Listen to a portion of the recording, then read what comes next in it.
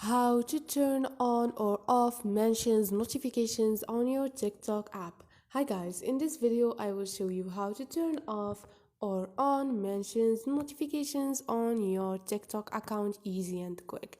So first thing, go to your TikTok and go to your profile, click on those three lines up there and click on setting and privacy.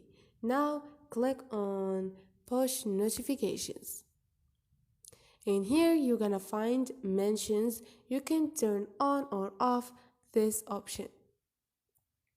If you turn off this option, make sure that you are not gonna receive notifications when someone mention you on a comment or on a video on TikTok app on your inbox. Here you are not gonna receive those notifications. Easy and quick.